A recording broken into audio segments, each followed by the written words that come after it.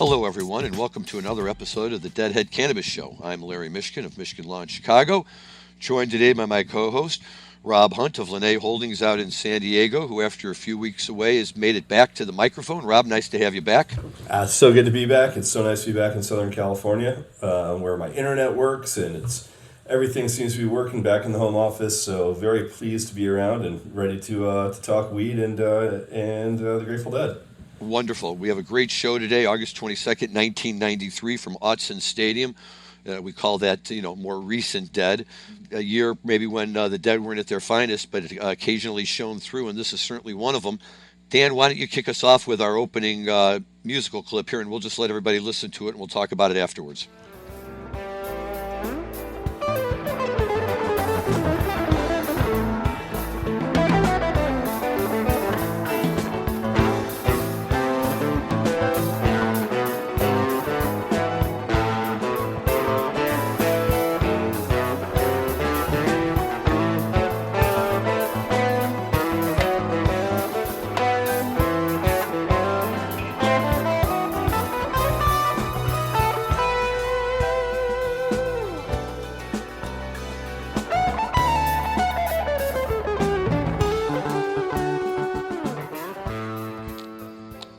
I'm going to let you talk about that one. That's great stuff. What do you got for us? Yeah, look, I mean, the reason I picked the 8/22/93 from Autzen, as you said, not necessarily known as the Grateful Dead's best year, but there was something about this night, there was something about that venue, and one of the cool things about this one, the reason I picked the Slipknot to kick us off, is it was really the first time that Garcia was playing on a new guitar that affectionately is known as Lightning Bolt, which is the first guitar that he'd been playing for probably the last, previous 15 years. He'd been on Doug Irwin's guitars. He'd been on Wolf and Tiger and Rosebud, but he met this guy named Stephen Cripe at a show, I want to say in Florida a few years before, and Cripe was not a guitar maker, but decided that he wanted to make Garcia a guitar. He was a great woodworker, and decided to have a go at it, and created something that he basically watched the movie So Far over and over and over again to see kind of if he could figure out what the weight of the guitar was and what the shape of the guitar was that Garcia liked so much that Irwin did, and tried to recreate something that he would like, and then picked out woods that were like Brazilian woods, so it had the rainforest sort of connotation to it, and really cool inlays and really nice body. But this is a guy that had never really tried before, and Garcia got it and was so impressed. I think his quote was, "This is the guitar I've been waiting my whole life for." But the question was, could it play? It was beautiful. But when he first got the guitar, he played it one night and then sent it back to be completely revamped for a period of time. And the first night that he got it back after the revamping was for 8/22/93. So this is really the one where we got to see what this new guitar could do. And the Slipknot I picked because it's just it gives a really good sense of the sound of Cripe's new guitar, of Garcia's new guitar. And if you listen to it, it's got sort of a tinny higher end to it. It's got a much more of a different sort of twang. A lot of people say it's more of an acoustic sound than what you were getting out of Irwin's guitars. But Garcia obviously loved to play it. He didn't play anything else for about the next year and a half after this night. So figured I'd kick it off with that. And what do you know about Stephen Cripe? Have you heard any of the reading up on who he was or what he did? I can't tell you that I know a whole lot. I looked into him a little bit for today's show, but here's the thing about all of it that just amazes the hell out of me.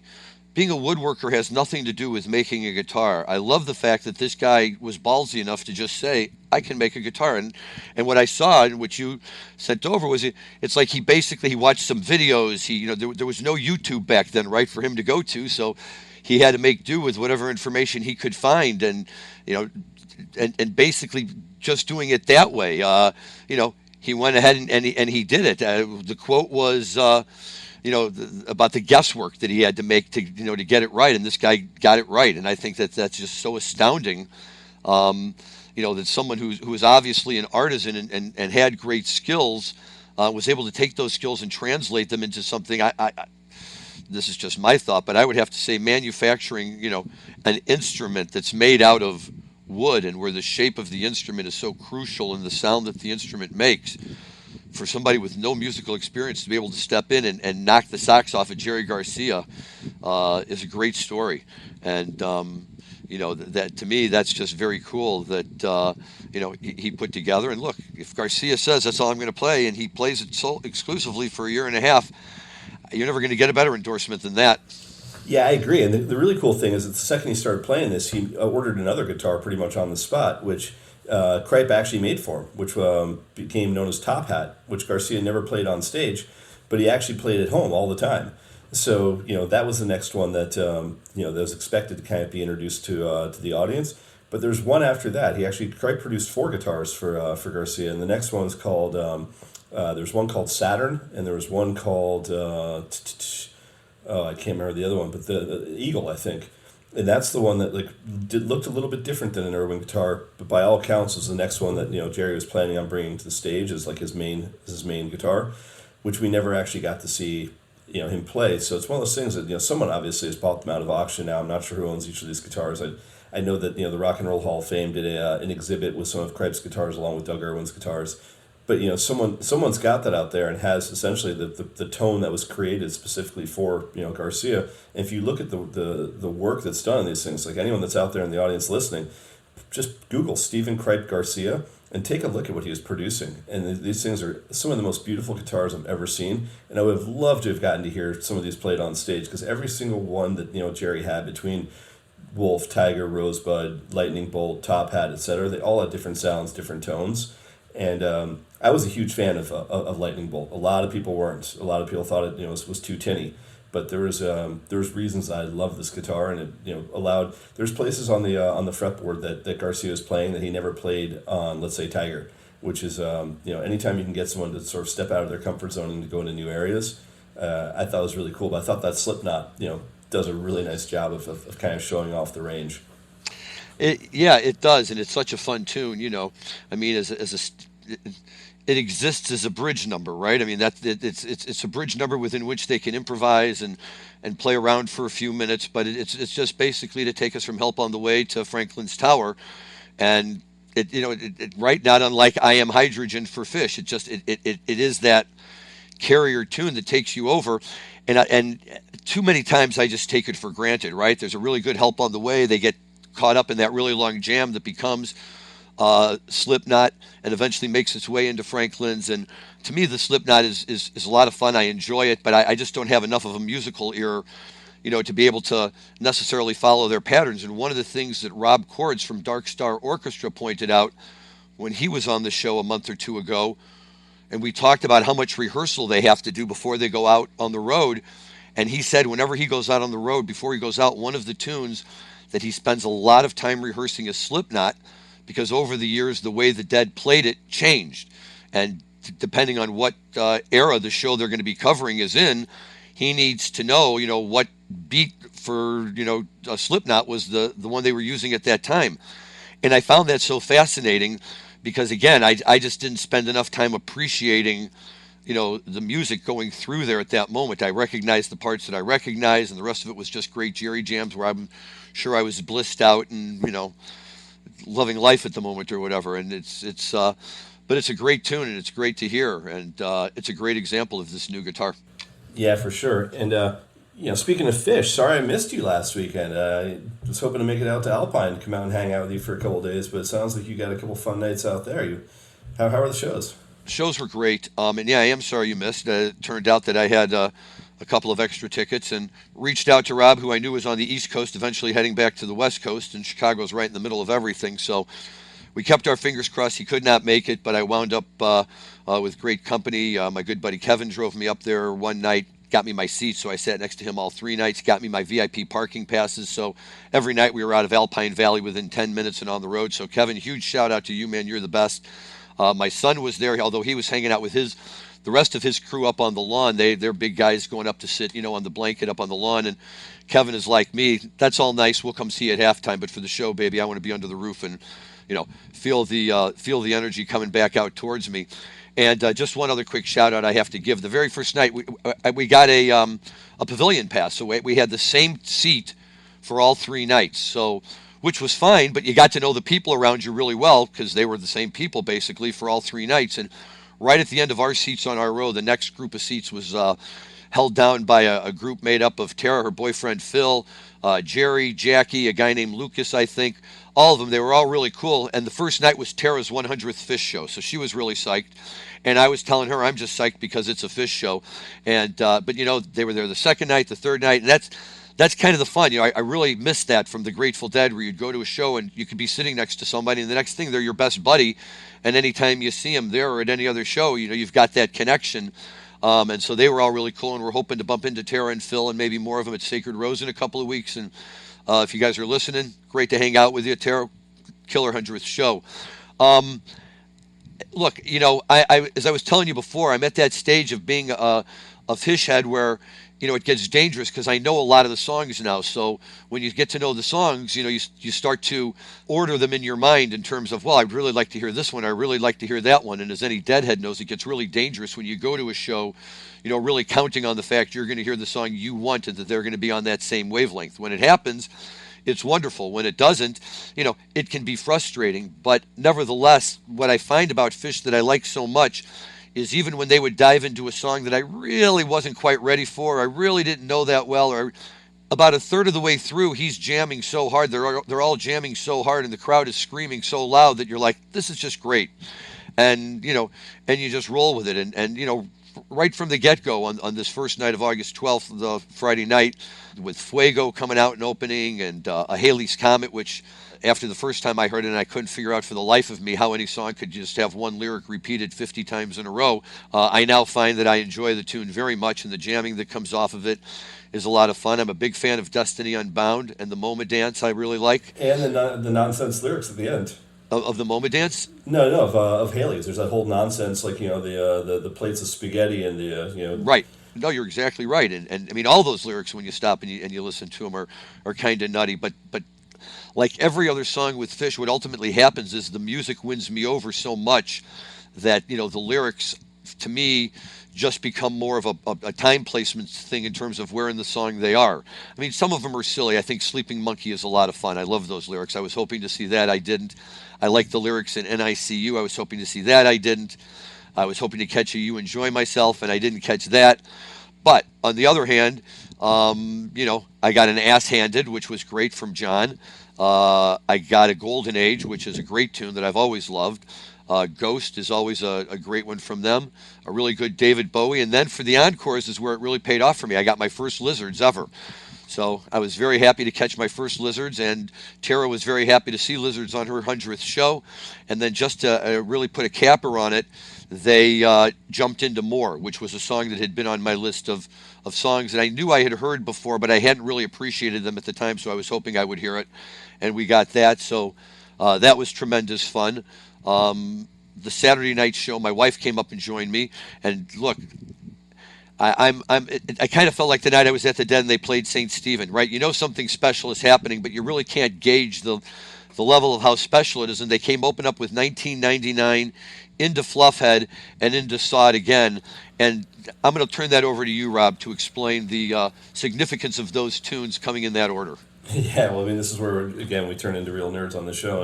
And anyone that's out there listening might just be like, "What are you guys talking about?" But 1999 is obviously the Prince song, not the Fish song, and the significance of it is if you ask most Fish fans what the all-time greatest Fluffhead was, they would tell you, like, without a doubt, it was Alpine Valley 1999. So here they are back in Alpine Valley, and so they open up the show with the 1999, and then go into Fluffhead.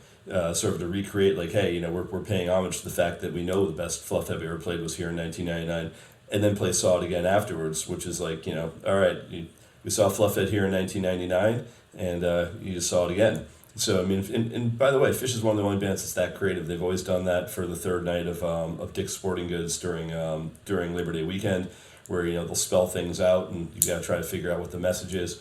But this is one that was more subtle. That if you didn't sort of catch what they were doing, but it's one of those things. Whenever anyone ever talks about Alpine 80 or Alpine 99, the first thing that comes out of people's mouths is like, "Oh yeah, the Fluffhead." Like that was the Fluffhead. So it's a really clever way for them to acknowledge that the fans loved that version so much. Yeah, and this is where just being kind of a newbie fish head term in terms of the knowledge really comes into play. I knew that they had covered Prince tunes before, and I just assumed this was another example of them covering Prince tunes. And then all of a sudden, Tara and Phil and that whole crew and Kevin and no man, they don't play this very often. This is only like the third or fourth time they've ever played it. And I was like, oh, okay, well that's kind of fun to catch a rarity like that. And I, my feeling about Fluffhead is I realize it's a great, the fish heads all love it. It's their big tune. I listen to it. I like the tune a lot. I don't quite get the whole this is the tune of tunes, but I don't have to. I just enjoy it for what it is. And, it's silly. It's great, well played, and everybody has a great time when they play it. So why the fuck not, right? That's, and Saw It Again I had never heard before, but, in the context in which you're describing it, it certainly makes sense to do it. There was a great Back on the Train, a petrichord, and then right at the end of the set, right when everybody was thought for sure they were heading off and some people were already on their way out to the bathroom, Trey turned around and jumped into Squirming Coil. And I really like Squirming Coil, but what I really like about it is at the end when Page is on the stage by himself playing, and he had about a 5-minute piano solo out there where he was just teasing everything under the sun. He was teasing Loving Cup. According to the write-up, he was supposedly teasing the theme from the Speed Racer show, although I can't say that I heard that. But I think that with Trey right out in front doing all of his stuff, that sometimes, at least for me, I can't speak for other fish heads, it's kind of easy to overlook the level of talent that a guy like Page brings to the table. And, as a trained musician who really knows exactly what he's doing, and he handled it beautifully. It was beautiful music, and what I love is that the fish heads gave him like 3 standing ovations in the middle of it, and he would stop and acknowledge and thank you, and then go right back and play, and they'd be right, and they love him. It was like when you'd get a great solo from Brent or something, and the Dead fans would erupt, and because we're always so focused on Jerry and Bobby, or in this case Trey, and John to a lesser, Mike Gordon to a lesser degree. It was fun to see that. It was fun to see, Page get his moment in the sun, and I thought that went really well. Second set, we got a really killer maze, which if I had heard it before, I couldn't remember. A Mr. Completely, which I'm a novice enough to say I had no idea how rare that tune is, and everybody loved that. And About to Run, which my son was dead set on seeing, and he got to see it, and that was a fun tune. We really enjoyed it. And what's kind of strange, though, the first night they played well past 11 o'clock, and my friend Kevin was explaining to me, at Alpine Valley, they hit you big with money for every minute over your allotted time that you play. But that first night, they sure didn't seem to care. The second night, they ended the set at 10:45, the second set, came right back out and played a really, really great version of Blaze On, but they were done at 10:55 and walked off. So everybody said, oh, Trey's getting ready for... he's getting ready for Sunday night, and this is going to be the killer. So we all went back on Sunday night. The whole crowd was there again. They opened up with Landlady, and my son was not there Sunday night. He had to fly back to Boston. But right away he's following the song list, and I get a text. This is what they opened up Sunday night in 2019, the night that was their big bust out night a few years ago. So again, I have to believe that's just Fish giving a shout out to the fact that when they were there in 2019 on Sunday night, they opened with Landlady and played an amazing show, and everybody was totally psyched to hear it. And after that, it seemed, a little more standard Fish to me, right? Runaway Jim, Divided Sky, 46 Days, Stealing Time from the Faulty Plan, and then they closed the set with a really great Everything's Right, which is another tune I've really liked. But I kept talking to the guys around me, and the tune I finally settled on that I really needed to hear was Possum. And I've heard Possum before, but I've never really heard it and appreciated it. And the second set, opened with Energy and Dagata Jabu, which is a great song I love. Soul Planet, not bad. Rift, Reba, standard stuff. Martian Monster, which is one of those things, me personally, I wish they would just not play. But this is fun. At the end of the Martian Monster, John did a Broken Heart Attack solo where he ran around the stage 5 times, wound up in front, singing with Trey back on the drums. And I had no idea that Trey knew how to play the drums, and he was playing the drums and having a great time. They were just having fun. And as they were winding down out of that, as Fishman got back to the drums, he started the percussion beat into Possum, and all the guys around me who had been hearing me talk about it were like, dude, here's your Possum. And when you're looking for a song all night, all weekend, and they finally give it to you, they didn't disappoint. It was a killer Possum, and it was a lot of fun. Slave to the Traffic Light, great closer. And then the encores were Waste, which I didn't know very well, but that's my buddy Kevin's. That was his first dance to that tune when he and his wife got married, and First Tube. And I love First Tube. I thought that was a great song. If I had heard it before again, I had no recollection of having heard it before. And as Jonathan Schwartz would say, and that, my friends, is how you fish. But I won't steal his line. It was a great time. It was 3 great nights of high energy rock and roll, and the crowd just couldn't appreciate it more, and everybody was really psyched. And I hadn't been to a 3-night run in Alpine Valley like that in years, so there was definitely some stamina challenges for me, but we survived and made it all the way through. And like I say, I had a great group of friends who were up there to stay with me and give me rides. My buddy Kevin drove me up. My buddy Rob drove me home through some totally unknown bucolic route late at night through Wisconsin with all the cornfields blowing in the breeze. And it was a lot of fun. So I know that back in the day you were quite the aficionado, as it were, and I'm certainly much more of a latecomer to the game. But I can tell you, I'm still not doing a lot of traveling for them, but anytime they're near me, I don't see how you can't go see them. They're just too much fun. Yeah, I can tell you that you just named a lot of songs that you got to see that my children would love to, because Teddy just asked Possum to put on his Instagram playlist that my wife tried to resist, and he forced it on her, saying, no, I want Possum on there. And my daughters put both Fluffhead and Haley's Comment on hers. So, with my daughters, it's all mixed in with like pop tunes these days. It's a lot of like, you name the pop star, as well as like all the kids pop stuff. But then she has a couple Fish tunes on there, and Teddy's a handful. But he begged for Possum, and my wife's just like, come on, I don't have to listen to this in the car all the time. He's like, no, Possum, I want Possum. So it's not just you that's waiting for his Possum. That's what turned me on to that. I remember on Christmas, right, we were emailing back and forth, and I was telling you, my wife's out of the house for a little while. I'm sitting here listening to the Who Do Tommy live from one of the festivals at the Isle of Wight Festival, and you say, oh, well, my son and I, the wife's out of the house, we've got a full-blown Possum going, and we're all dancing around. And I was like, Possum, huh? And after that, I started going back and listening to it. I was like, I am ready for this, man. Let's go. Bring it on. And it's just like that feeling of being at the Dead show. I remember when I caught my first Scarlet Fire and just how excited I was that they were playing the damn tune, and there it was. It's just great to still be able to catch that thrill. So the big question is, lots of weed at that show. I'm guessing, clouds billowing over the stage. I got to tell you, it's. The Dead had huge party crowds too, and maybe I just don't remember, but we were sitting about 2/3 of the way back in the pavilion, and there were times looking up at the stage when the smoke was so thick I could not see through it. It just was huge billows of smoke coming up under the roof. And I know the tray is pretty clean these days, but they certainly seem to be having a fun time up on stage and not minding the fact that all of this is going on. And another song that I didn't get to hear that certainly would have been fun under these circumstances, right, is Makasupa Policeman. Isn't that all about, he always makes cracks about weed and stuff like that when he's doing that tune. But yeah, it was a big party crowd. Everybody there was small. It was like pretty much everyone. It was one of the, since it was the first time since the Dead show when I got to a concert with a bunch of my own weed, and I never needed to smoke any of it. Yeah, and the good news is, unlike New York City, it's real weed. So it's not like what's happening right now. If you've been watching the news, where I think 20 of these fake weed trucks just got yanked off the streets in the last couple of days, and I don't know if anyone out there has been to New York City recently, but New York is just crammed full of these quote weed trucks, which aren't licensed dispensaries. They're not licensed by the state. They're not licensed by the city. And they've just started popping up, and some people think they're selling D8, some people think they're just selling flat out weed. They claim they're not selling anything that's got any psychoactive cannabinoids at all.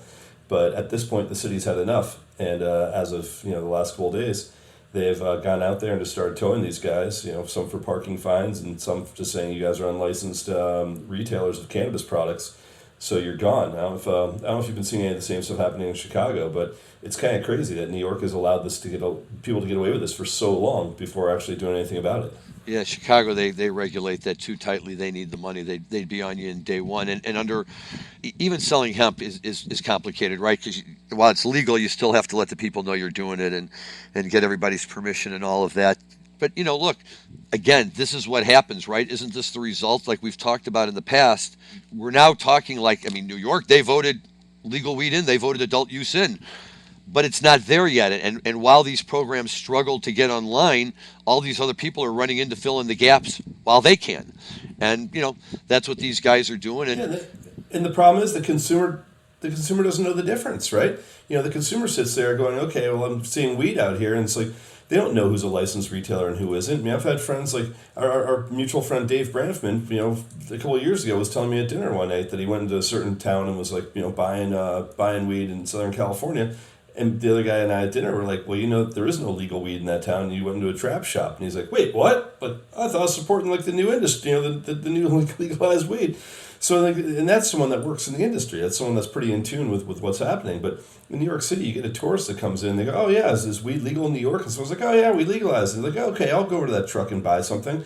These guys are making an absolute killing over the ignorance of the general public as to like what's allowed and what's not. And they're calling their products the same name as everything else. You can buy buds of Gary Payton, but it might not be the Gary Payton you have in California. It's, what you're getting in New York, and it could be hemp. It could be something else sprayed with, some sort of like fake cannabinoid.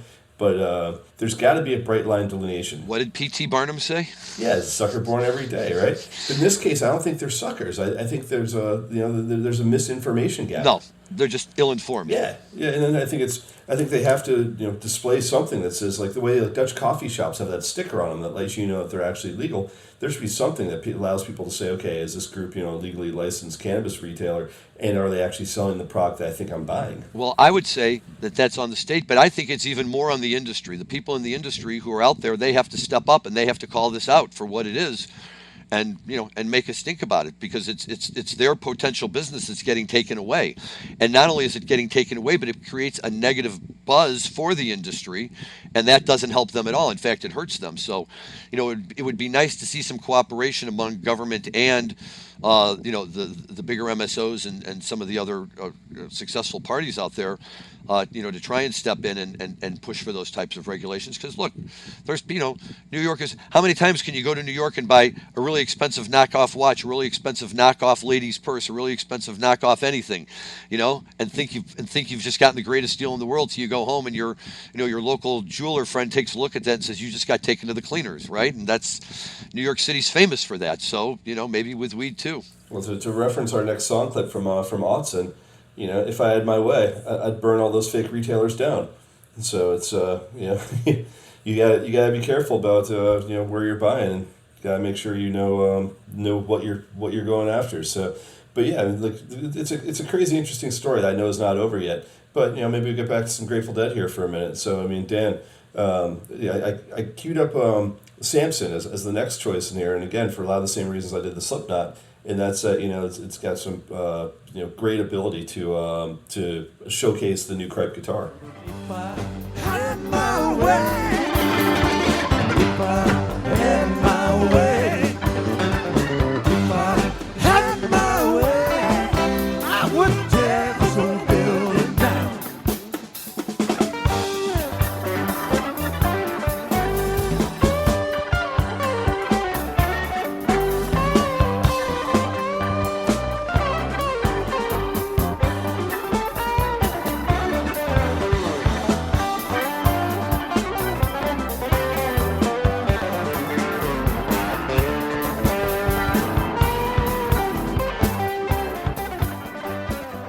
It being Sunday, as Bobby would famously say. Yep. It's a Sunday night with the Samson. Yep, 100%. I always like the tune. I love the drums entering into the song. I love the energy with it. It's there's probably some people who are like, you can only hear so many Samson and Delilahs, but I always find it enjoyable. And Bobby always gives it good energy, and it's a fun story for those of us who went to Sunday school. Yeah, look, in 1993, it's pretty rare to get a 10-song second set, right? And that's what we got this night with the helps of Franklin's Samson, Ship of Fools, Karina, and then Out of Space, A Wheel, Miracle, Days Between, and then Not Fade Away before the Liberty Encore. So it was rare. Normally like second sets turn into 6 or 7 songs max, but anytime you get a helps of Franklin's opener, you kind of expect it to tone down after that, and that's when you get the Ship of Fools. But it being Sunday, they dropped right into the Samson.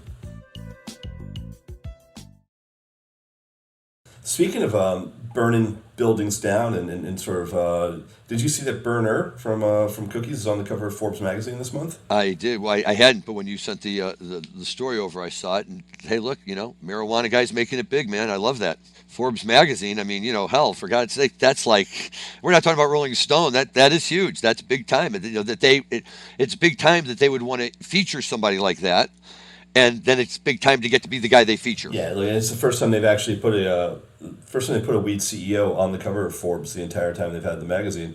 So definitely other publications have done it. As you said, Rolling Stone has done it, Newsweek's done it.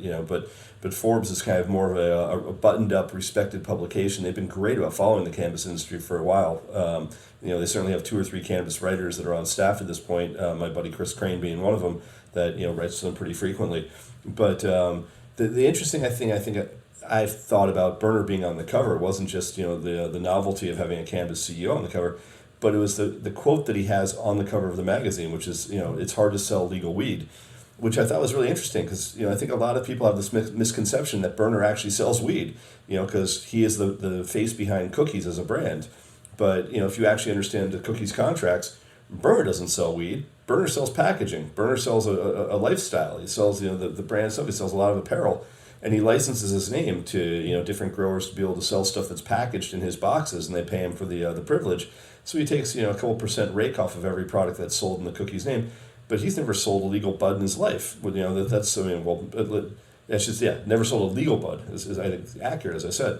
But the perception is that he's probably the biggest seller of weed in America right now, and it's amazing to me that again the consumer knows so much less than the industry insiders. Of just the same way Willie Nelson doesn't sell weed and Garcia doesn't sell weed. They license their name to people that sell weed with their likeness on it or with their product name attached to it.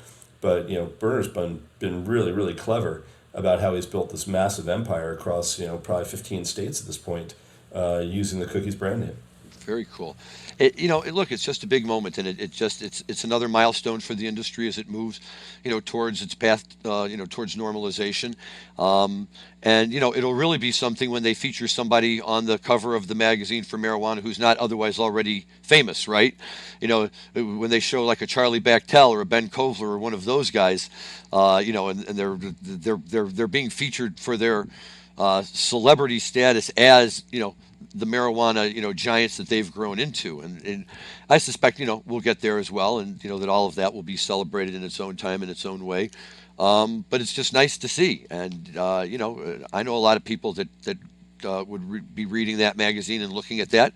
My father, for instance. So I always makes me wonder what him or the guys in his generation, what they think when all of a sudden they see a respected business magazine playing around with all this marijuana stuff. But I think it's a sign of the times.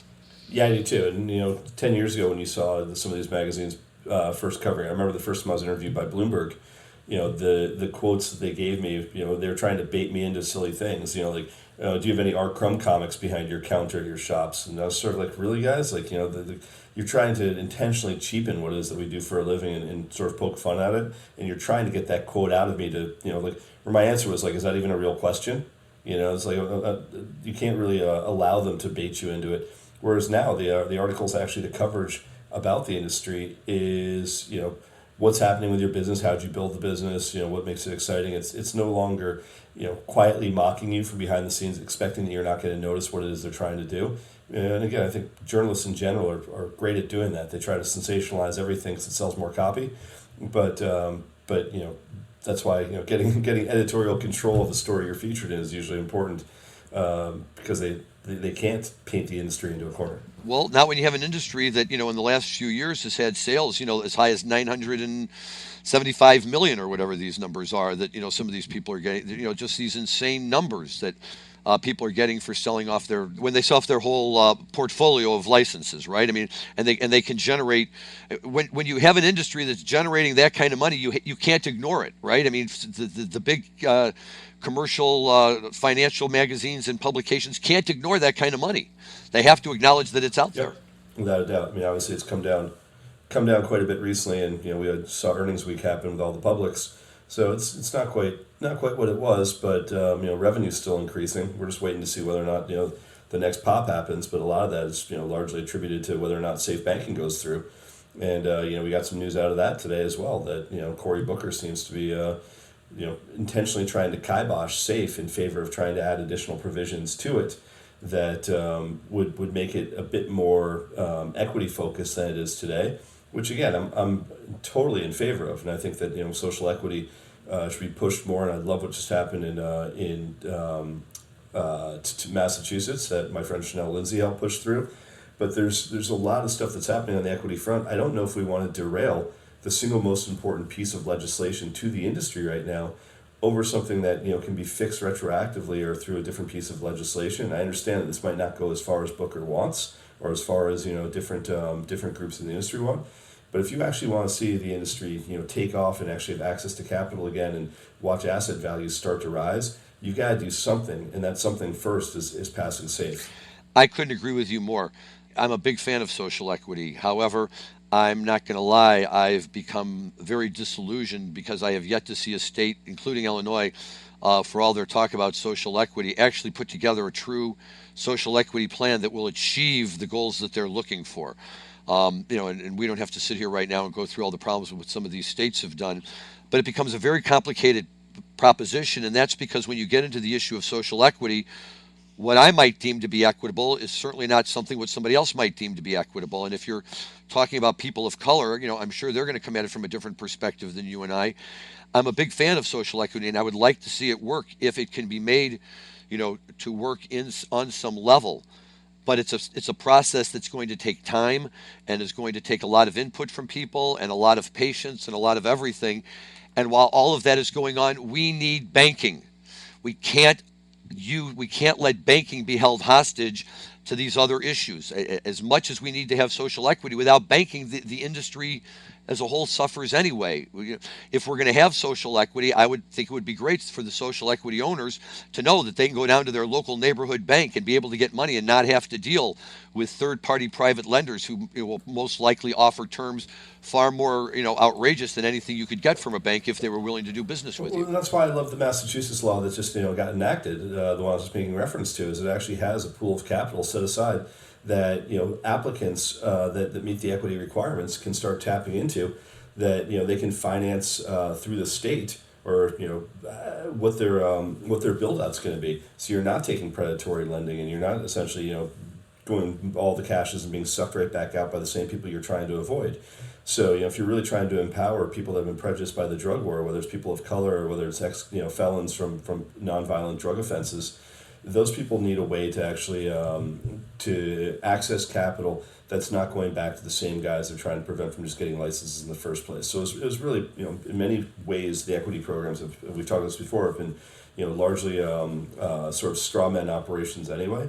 But, at this point, if you can actually put a pool of capital together to empower people to access the market, that's fantastic. But I don't think that necessarily needs to be done at the federal level. I love the fact that states are taking that in their own hands. So as you said, please, Cory Booker, we need SAFE to go through. We don't need another delay on this. If we actually want to see the industry survive in a lot of states, access to capital, access to banking, access to the NASDAQ or the NICE, all of these things are critically important to our industry. And yes, there are many other things that need to be fixed as well. But I'm a huge fan of incremental change, and right now we need to put up a W because the industry has been putting up a lot of L's for the last year and a half. 100%. And here's not to harp on social equity any more than we need to, but the biggest problem here, and this is what you just said a second ago, Rob, it has to be made available for the people who qualify for social equity, for the people of color, for the people who have been victims of the war on drugs, which in Illinois is defined as meaning you've been arrested, not even convicted. You've been arrested for a marijuana offense. You know who gets arrested for marijuana offenses? The really, really rich white kids who live in, the near north suburbs here, who go to the public schools that are the really high end public schools, and they all have access to marijuana at ridiculously young ages, and they all, one after another, at some point in time get pinched for smoking a joint or having it in their car. All of a sudden, there's social equity under Illinois law. And this is what happened, at least in Illinois. They were so determined not to create social equity based solely on racial lines that they tried to come up with something that they figured the odds would just put more of those types of people in. But because anyone could qualify for social equity, You had to, otherwise you had no chance of getting a license. So people would go out, either bring in a straw man or, hey, I was busted when I was 15. I'm going to fall back and rely on that. And that's why social equity doesn't work, because we leave openings that allow the people we're trying to not get all the licenses still step in and get all the licenses. So I think some of the MSOs have even worked with, social equity candidates for purposes of trying to get, more licenses. And I'm not here to criticize them or to praise them for it one way or the other. All I'm saying is that if we really want to have social equity, we have to sit down and we have to really define what social equity is. And we have to say, we're going to have a group of people who clearly qualify as social equity under anyone's definition. It doesn't just have to be based on race, but it should be based on race. It should be based on finance. It should be based on a lot of different things. And then say we're going to give out 70 licenses, 75 licenses, 25 of them are going to go to the people in this pool who are social equity candidates, and all the other people will compete on their own level for the other 50 licenses. And then 25 of the licenses are going to go to social equity people. But they won't do that. And they play this game that, we can't do that. We can't just do it based on race. That would be, unconstitutional or, a violation. And don't do it that way, but you can break it down in enough ways. But, when it's Illinois, the first question is, well, they didn't want to break it down this way because these are all the big contributors, and so they want to set it up so that anybody can step in, and can get those licenses. And they've done a very bad job of trying to convince people otherwise. Yeah, it's definitely not a problem we're going to fix overnight, but I really wish they wouldn't be trying to fix it while SAFE is so close to being passed, and by all accounts, SAFE should go through this year and it should be signed into law. And if it is, again, it's not, we've talked about this before, that I don't know whether or not that's going to mean the banks are going to participate, but it at least allows them to if they so choose. So it's a heck of a lot further along than we are right now. So we will see, and let's watch this one closely. And I'd love to get a chance to speak to some of the people that are on the left that are strong advocates for cannabis legalization, but at the same time only under certain parameters where it's got to meet their definition of going far enough to include certain provisions they want. Which, by the way, I agree with those provisions 100%, but not to the exclusion of losing the bill completely. You can't let a bill die because you're pushing it too far.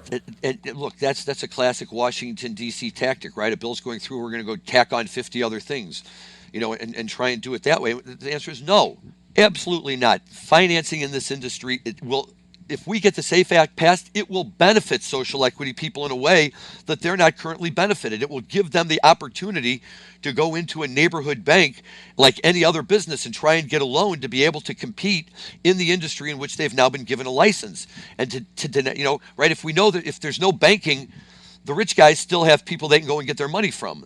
The social equity people, not so much. So I don't think that's a very well thought out strategy. I agree. One other little thing I just want to throw in there. I'm not a resident of the state of New York, but for those of you who are, the New York State Fair is going to allow people to smoke marijuana in the designated smoking areas this year.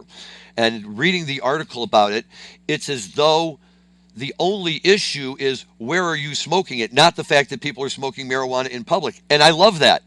Right? All the quotes are like, well, we don't want to have to, we understand people are going to want to smoke, but we don't want people to be encouraged to smoke around families and kids. So we're going to give them their own separate area where they can go and smoke. Now, 99% of the time, if you're at a state fair and you walk into a smoking area, it's cigarettes or tobacco only. They don't expand it enough to say, hey, you guys who want to smoke THC, go right ahead. But now they're giving you the green light. And I got to say, if you go to one of those things and you get busted walking around the fair smoking, you're a moron. If you can't take 10 minutes to go off to one of those areas and sit there and smoke what you want to smoke and then go back and take care of business, good for them. Hats off to New York. I love that. Yeah, it sounds like the Plessy v. Ferguson cannabis question. Separate but equal. It's yes. We can keep you right. We can keep you away from everyone, but you're allowed to smoke, just not over here. But you're fine. Look, we watched California already do it with outside lands, but people find anything that's combustible offensive. I mean, look, I find cigarette smoke offensive. I've got no problems with separating cigarette smokers away from the crowd because I don't really want to be around it. If there's people that find cannabis smoke offensive, look, fine, I get it. If you want to put a little bit of distance between us, that's great. The better part is, can you actually at least consume cannabis on New York State public grounds property? And that's where Well, I'm waiting to see whether or not Kathy Hochul steps in and says, "Wait a second, guys. There's a law against consuming on any New York public lands." So I find it interesting that the fair has said yes. I'm just curious whether or not the state then comes back and says no because it still violates another law that we either have to create some sort of a carve out for it or we need to figure out a way to amend. But as of right now, I think there's a conflict in law between what can be done and what can't if it's on state lands. I think you're absolutely right. And look, it's just wonderful, right? I completely agree that all smoking should be separated. The worst thing is, even at the fish show, since everybody's smoking anyway, they're not going to come in and try and enforce non-smoking rules. And I love all the smoking until the person in front of you lights up a cigarette and does the old holds it on the side thing, right? When I was 5 or 10 years old, I wanted to lean over to the person and say, why don't you hold it in front of your own face? Why are you holding it in front of my face? But yeah, I mean, I still have a knee-jerk reaction to tobacco smoke too. So I imagine people have the same kind of reaction to marijuana smoke. That's great. Just give us a place, right? I don't think anybody's going to care unless it's like some really gross place they're sending you off to. But just the idea that you can go and do it is a wonderful, wonderful thing. And that's going to really be a lot of fun. So looking forward to that. Yeah, I agree. By the way, the Dead used to always play, when they used to play in Oregon for years, it was in a county fairground. It was always at Veneta County Fairgrounds. And, I'm guessing nowadays that Veneta, you'd be able to smoke cannabis no problems, just the same way you can at outside lands in San Francisco and Golden Gate Park. But I don't know if you could have on the University of Oregon's campus at Autzen Stadium. So, I know I asked you before the show, Larry, if you've ever been to Autzen. Autzen was right in the middle of campus at University of Oregon. And I can tell you that Oregon probably consumes more cannabis per pound, pound for pound than any other state in America. And I think Eugene probably I would put Eugene up against any city in America as far as cannabis consumption. It was for years not just great football players coming out of that school, but it was a ton of hippies coming out of that school. And I had more fun in that city, and I shouldn't even call it a city, that large town for years than almost anywhere else. That when the Grateful Dead decided to play there. Again, I was delighted, and it's one of the most fun places. Like, I'm not a huge stadium show fan, but when you do a small stadium like Folsom Field in Boulder or Autzen Stadium at U of O, it's a totally different vibe. It's kind of like you might not like indoor arenas, but then you go to Hampton, and you're like, okay, I get it. There's some places that work, but before we sort of end all the stuff we're doing on the show today.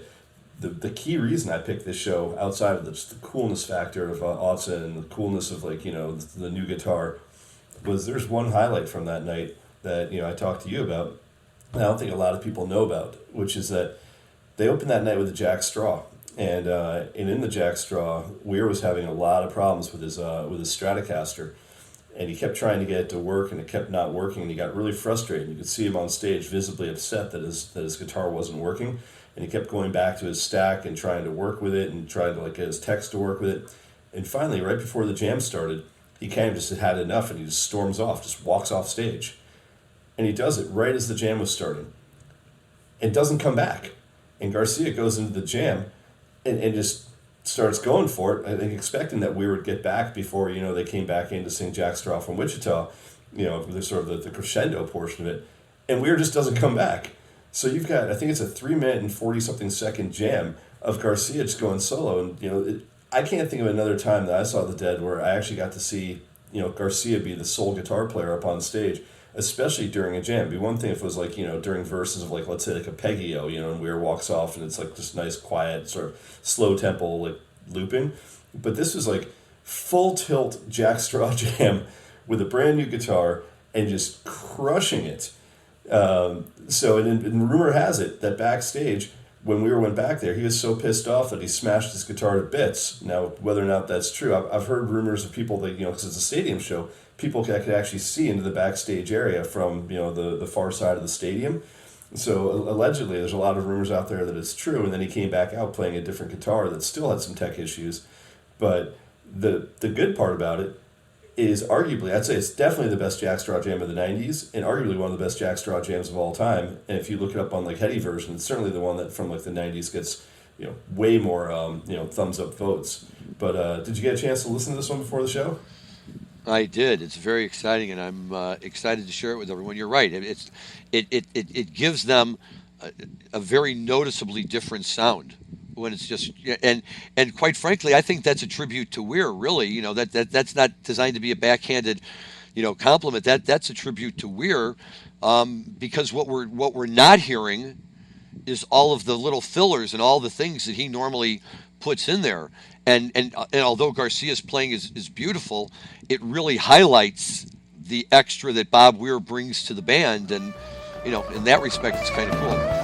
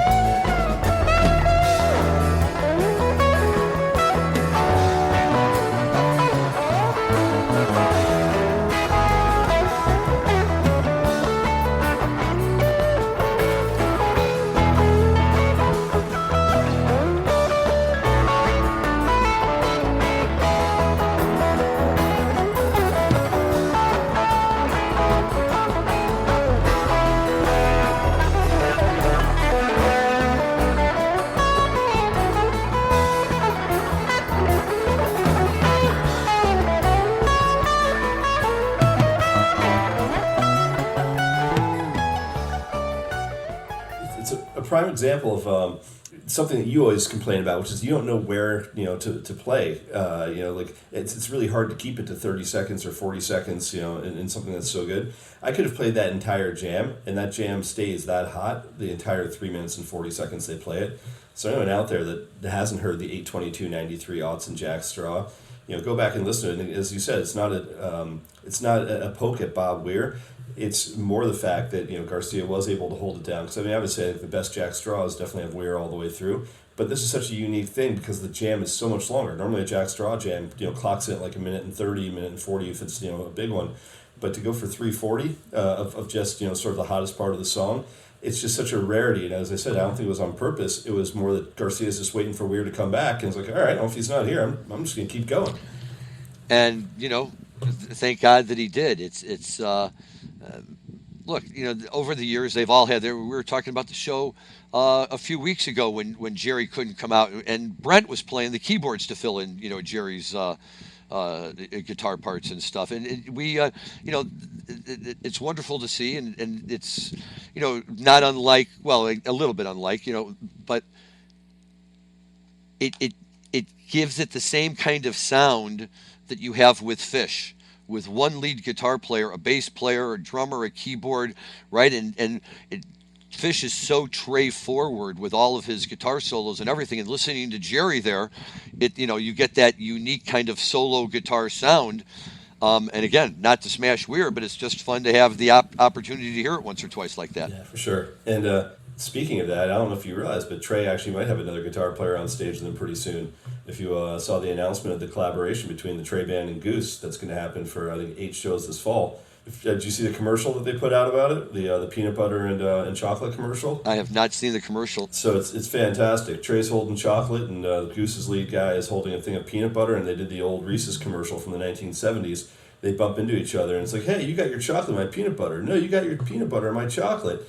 And then that's great. And it's like Trey and Goose together. Well, I don't know if you saw it, but Reese's actually put out a tweet today about it, which is really, really funny. And it said, we won't say whether we love chocolate, Trey Anastasio, or peanut butter, Goose the band more. But speaking from experience, we 100% endorse this collaboration. Our question is, will you make us split open and melt? If so, we might need to step into the freezer. which is great. That Reese's obviously has someone in their marketing department or in their social media department who's a Fish fan, but it's just fantastic that Reese's came out and put that out immediately after these guys dropped a blatant rip-off of an old Reese's ad. Absolutely. No, I like that. Well, clearly there's something about Goose that has smitten Trey, and he's very taken by them. Everybody's talking about the video clips of him going out and playing a few tunes with them, and whatever his reasoning is, he loves them, and that's great. You know what? More power to him, more power to Goose. I'm going to see Goose a couple of weeks at Sacred Rose. I've never seen Goose before. Very excited.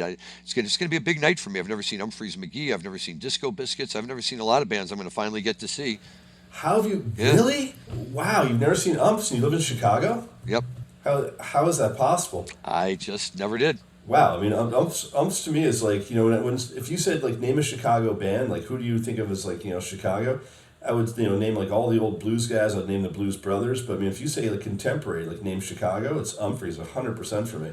Oh yeah, I mean I've got buddies who have seen them 100 times. It's just I've never wound up going to one of their shows. And actually, even at the Sacred Rose, it's going to be complicated because they have a Humphreys plays their first set, and then Goose's 2 hour set starts.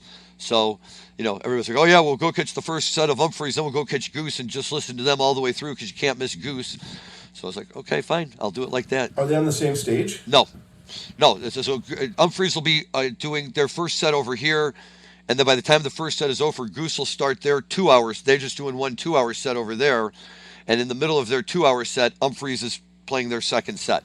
Gotcha. Well, I'm not sure who I'd rather go see. I've never seen Goose, but I've seen Humphreys, probably 40 plus times now, and I've seen some just ridiculously good shows those guys put on. I think when you think of like the 1-2 guitar punch, the classic 1-2 guitars of like Dwayne Allman with Dickie Betts, or you think about Jerry and Bobby. I wouldn't put Bobby as like someone that's that good as a lead. It's rare you get two lead guitar players in the same band. Two lead guitar players, right? Yeah. Like I think Mo has it. With Al Shire and Chuck Garvey. Those guys, like both of them, like were just blistering hot guitar players. But Jake Singer and Brendan Bayless, who have two totally different styles, but are just incredibly talented.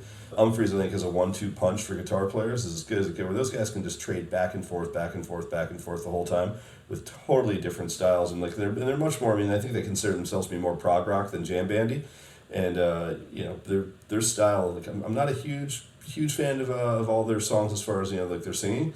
But purely from a musical standpoint, I don't think there's too many guys in the business right now that are better than Humphreys. Yeah, well, I look forward to seeing them. It's going to be a fun weekend for me to catch up on a lot of bands and still see some of the standards. Phil Lesh on Friday night with the Wilco Boys and Carl Denson ought to be just amazing.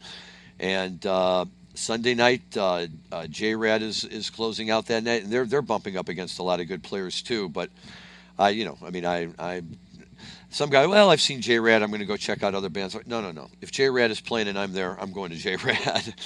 Definitely. And so it'll be fun, I am terribly jealous. You're killing the music this summer, Larry. You're absolutely crushing the music this summer. Like I haven't had a summer like you've described, like for this year in years. So way to get after it, man. This has been it's been a great summer. I owe a lot to a lot of good buddies. My good buddy Alex is always taking us to great shows. My buddy Kevin got me up to the Fish shows. Always good people out there supporting me. And now a lot of this whole crew is coming into Chicago, so it'll be great, a chance to hang out with everybody, go see live music, and not have to worry about my playing being delayed. So very excited about that. And I'm sure it's going to be a great weekend, and we'll be talking all about that in the aftermath as well, and having some rundown on what went down at Sacred Rose. I'm a firm believer at this point that Alex Wellens is the Bob Sacamano of the Deadhead Cannabis Show. He's the person you always hear about, but you never actually get to see. You're like Wilson in Tool Time. You think he exists, but you're not sure.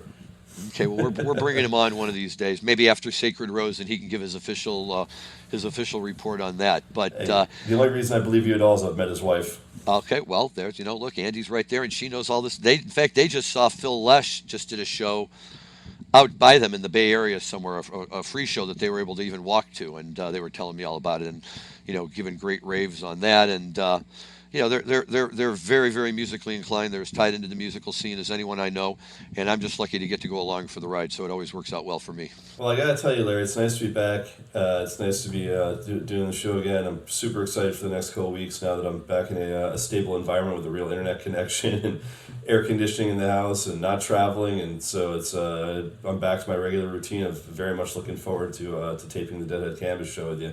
So, thanks for holding it down this summer, and especially doing it in between what sounds to be like thousands of different shows you've been hitting. So, mighty impressed you've been able to keep up the furious pace of seeing music and talking about music. So, good on you, man. Okay. Got to be able to do it, right? The music's there if we don't take advantage of it. And after the last 2 summers of just not really feeling like it was okay this summer, even though I know there's still stuff going around. It was just you got to get out and start seeing live music. And I will add that it helped that this was the year that we all turned 60, my whole group of friends. For us, for those of you who grew up in that type of environment, it was like bar mitzvah year, right? Either as a parent or a child, when every weekend there's another bar mitzvah that you have to go to, your kid has to go to. And by the end of the year, you're just exhausted. And we've all turned 60, and as we've all turned 60, we've had destination get-togethers, and they've all involved music on one level or another. And that's just been a great addition to all of it too. And we decided, well, you turn 60. It's a great milestone to celebrate, and we're finally at the age where we can actually do it, and we still don't have kids in the house that we have to worry about and get coverage for, and they're all old enough to manage for themselves for a few weekends during the year while the parents all run out and get together and do what we like to do. No doubt. Well, just because I'm not out there seeing as much as you are, I can tell you that my level will not fade away. So it's I'm listening to as much as I can here at the house, and just not seeing it live, but getting as much as I can and just taking in whatever's being put out for me to consume, just doing it at home instead of in an audience. But very, very stoked. So well, and that's a great little bit of foreshadowing for us there. yeah, and so until next week, we'll see you then, and enjoy the last little clip we have from Autzen Stadium, August 22nd, 1993. Thanks, Rob. Thanks, Dan. Thanks, everyone, for listening. We'll see you next week. Be safe, have fun, enjoy your cannabis responsibly.